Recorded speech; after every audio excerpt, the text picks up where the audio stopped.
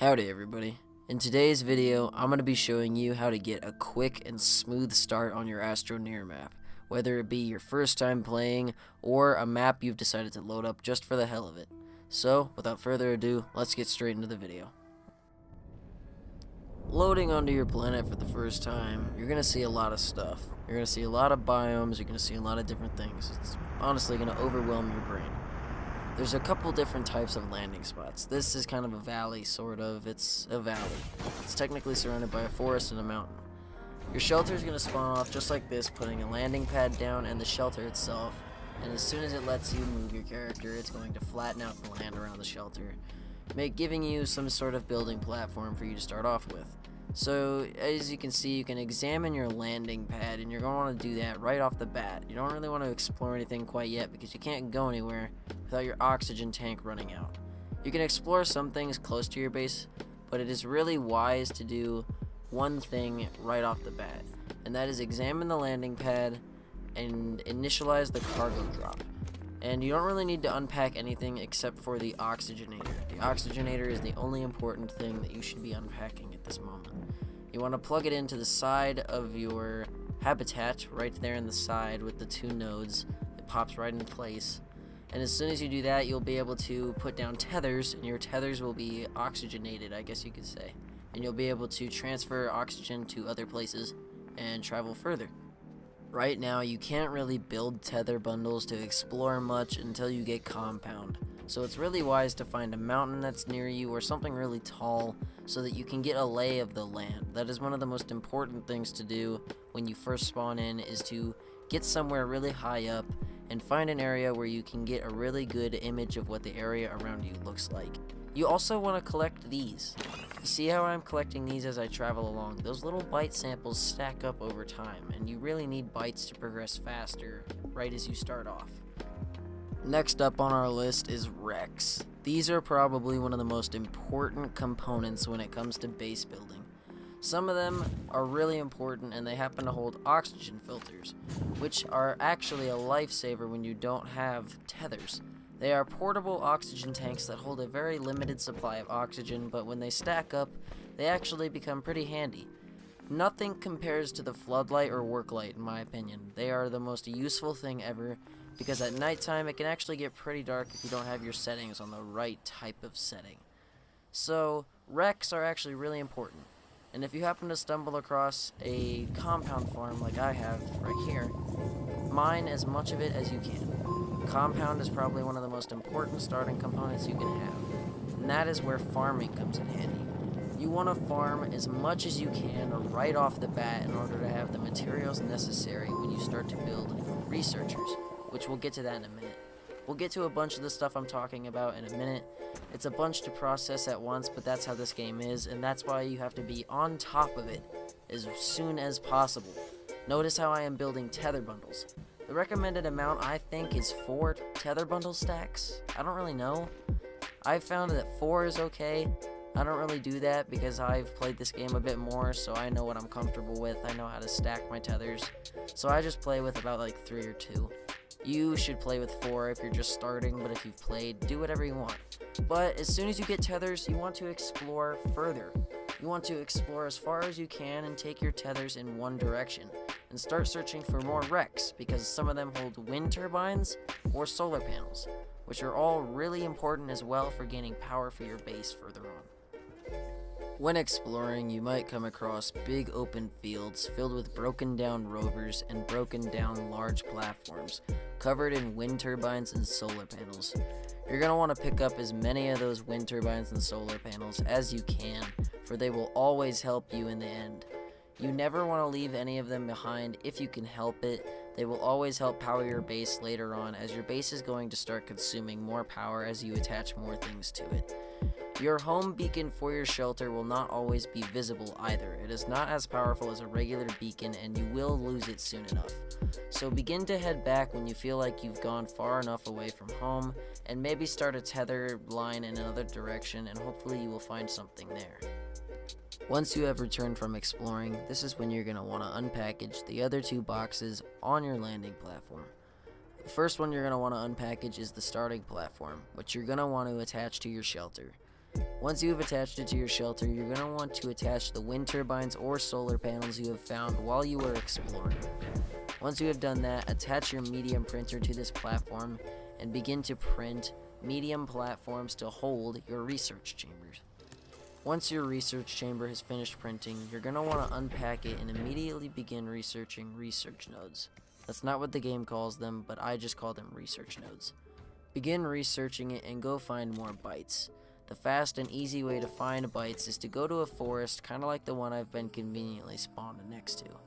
You want to run into the forest and find little bushes all over the ground that are covered in research bytes. As you can see, I'm going to run over into the forest, and not even 3 seconds after I walk into the forest, I have found these little bushes covered in bytes that I can scan. Within a couple of minutes, you will have at least gathered 100 to 200 bytes just within this little visit. It is a great, fast way to collect bytes, and I do it all the time. And if you don't like getting the tiny versions of bytes, you can find big ones in the trees that happen to look like the one I just put in my research chamber. They give about 300 to 400 bytes each one that you scan. I'm not exactly sure. Most people tend to waste their bytes on the medium rover or the large rover or even the buggy, when that is not what you should do. You should buy the tractor. It is probably one of the best starting vehicles you could have, considering it carries at least one research node, and it basically never runs out of power. I would recommend using your first amount of bytes on a smelting furnace or something else that has to do with manufacturing, because technically that's going to be one of your most important things that you're going to want to focus on once you find a cave. When you are able to get enough resources, it is very wise to invest in multiple research stations, because the more research nodes you are able to research, the more bytes you earn. And bytes are extremely important when it comes to learning how to craft the vehicles and shuttles that are in this game, and many of the other cool things that this game has to offer. Not too long after creating multiple research stations, you will begin to notice a surplus in bytes. Some of you may get hundreds, and some of you may even get thousands. Many people tend to spend these bytes on things they can see and things that they think are cool, and that is not what you should do. You should spend them on things that are really good for exploration. In my case, I would spend my bytes on the buggy, or one of the trailers. In this case, you should wait until you have enough for both.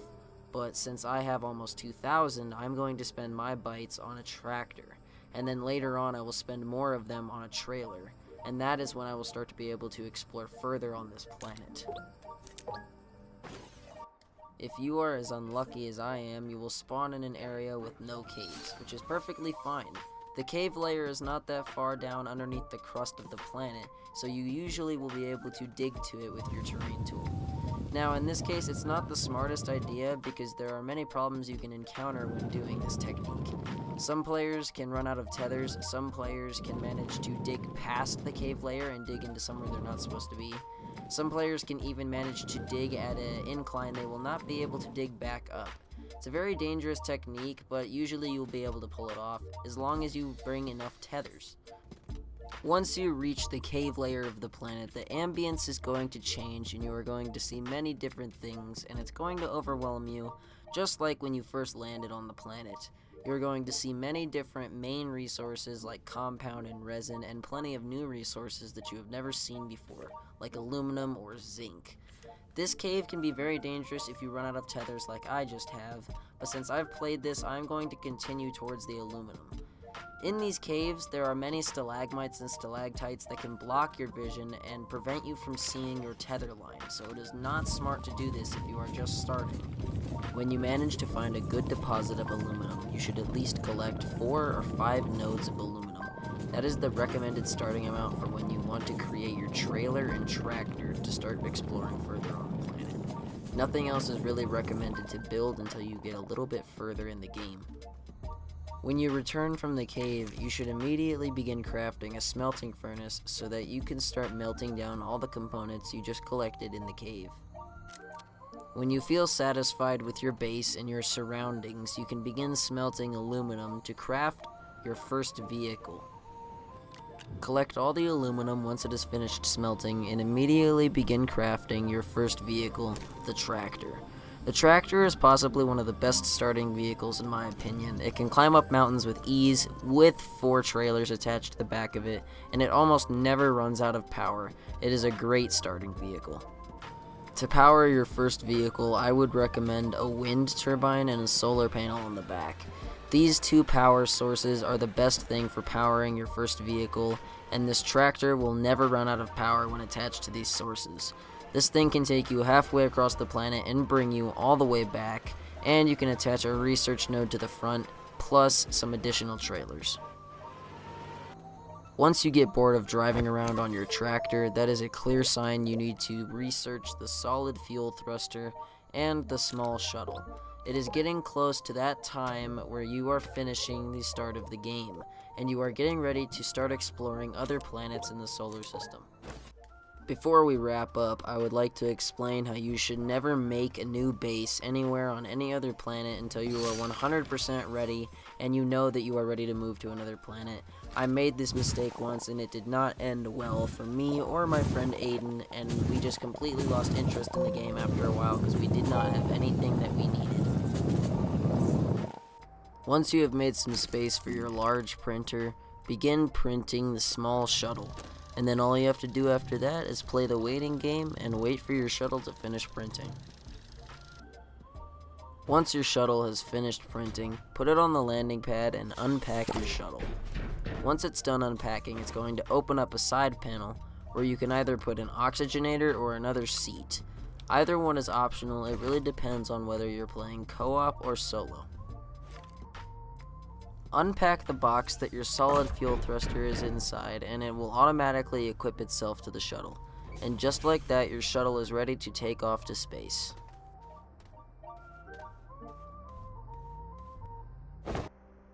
Well everybody, there you have it, my guide on how to get a quick and efficient start on your Astroneer map. If you found this video helpful, leave a comment down below saying it was, so I know to do more tutorial videos on future games in the future.